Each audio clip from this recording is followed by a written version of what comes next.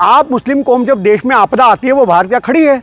आज अगर आपदा आई है तो वो बहुत अच्छा काम कर रहे हैं। आज इसी वजह से उनको मोहब्बत के जो उन्होंने दरवाजे खोले हैं, जो इंसानियत का पैगाम उन लोगों ने दिया है, आप ये देखो कि उनमें घमंड नहीं है। किसी मुसलमान ने ये नहीं कहा कि हाँ हम पंजाब के लिए कर रहे हैं, उनका कहने के शब्द सुने हैं। और अगर आप किसी से बात करोगे तो वो कह रहा है भाई हमारा सौभाग्य है कि हम सिख समाज के लिए पंजाब के लिए कुछ कर पा रहे हैं। वो उसको अपना सौभाग्य समझ रहे हैं।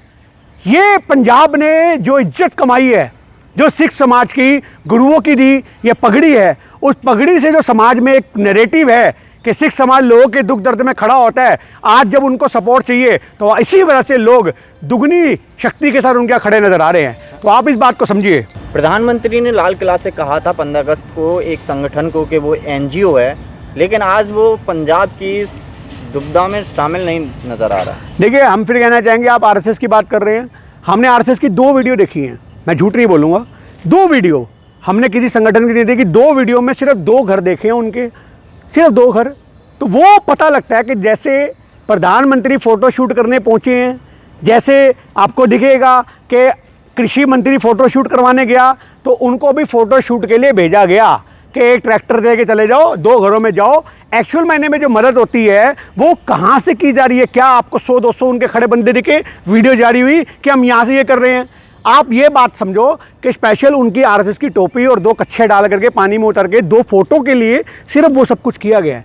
तो इसलिए सवाल खड़े हो रहे हैं कि कहाँ हो तुम लोग, क्योंकि जो वहाँ के लोग हैं उनको नजर आना चाहिए कि आप लोग खड़े हो, तब बात बनती है। आप 2 घर में जा करके उसको पूरी रील बना के चला दो कि हम यहाँ पे खड़े हैं, हम वहाँ पे खड़े हैं, तो सवाल तो खड़े होंगे। ये हमारे नहीं है, जनता के सवाल है। देखिए, सरकार का रुख सामने आया कि 9 तारीख को मोदी जी जाएंगे, उससे पहले कृषि मंत्री साहब गए। आपने देखा गन्ने के साथ पकड़ के फ़ोटो खिंचवाई, पूरे कैमरामैन के साथ पानी में उतरे, हमें बहुत अच्छा लगा। पर आज हम एक ही बात कहना चाहेंगे, मुआवजा कहाँ है? आज किसानों के लिए मुआवजे की जो ऐलान होना चाहिए उसके लिए तो कोई आगे नहीं आया। प्रधानमंत्री भी जाके अगर वहाँ फ़ोटो खिंचा करके आ जाएंगे तो उससे कौन सा फ़र्क आ जाएगा? आप इस बात को लो, पानी की निकासी के लिए क्या प्रबंध के लिए वहाँ पे कुछ किया जाएगा? क्या करेंगे? हेलीकॉप्टर से जाओ और उसके बाद वहाँ पे जाके फ़ोटो सेशन कराओ और दुनिया को दिखाओ देखो हम पंजाब के साथ खड़े हैं। पंजाब के साथ खड़े होने का मतलब है कि साहब आप आर्थिक और सामाजिक जो आपके दायित्व है आप उनको जिम्मेदारियों को पूरा करो। उसको कहते हैं पंजाब के खड़ा होना, जैसे आम जनता कर रही है अपने थैले भर भर के, अपनी गुल्ले के तोड़ के।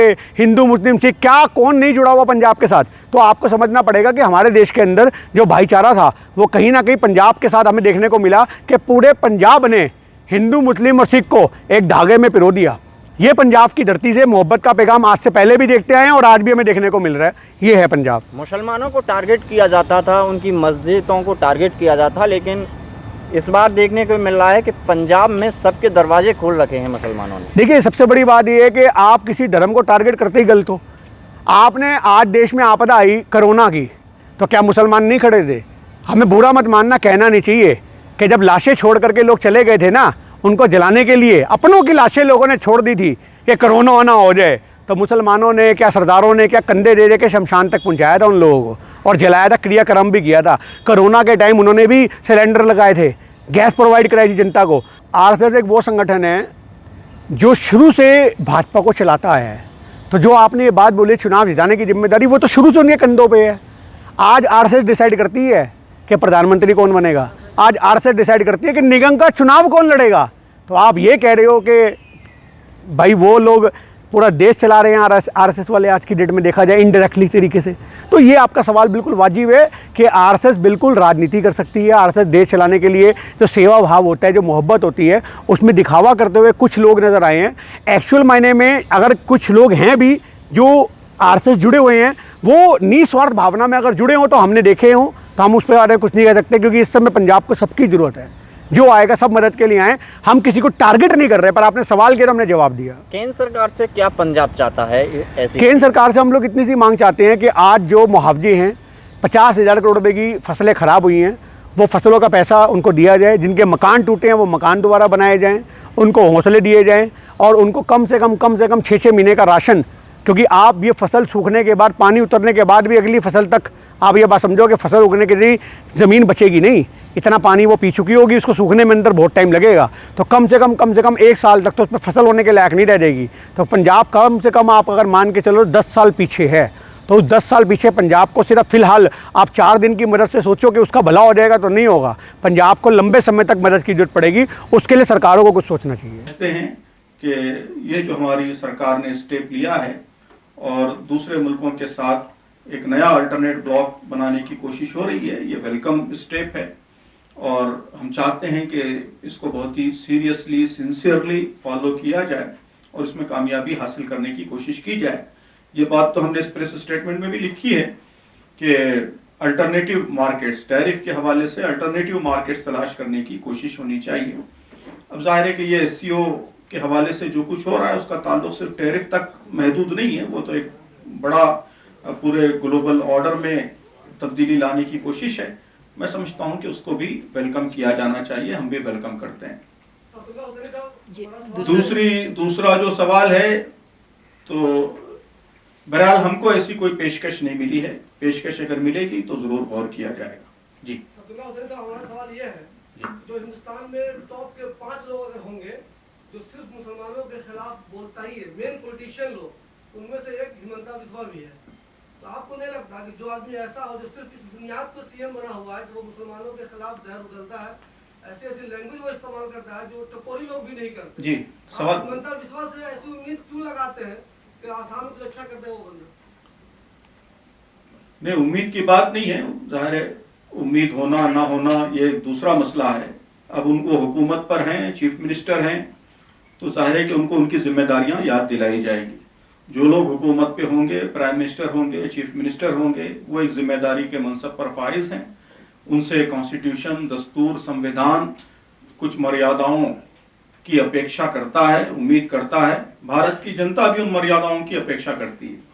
वो अगर उसका उल्लंघन करते हैं तो खामोश नहीं रह जाएगा, उनको याद दिलाया जाता रहेगा बार बार।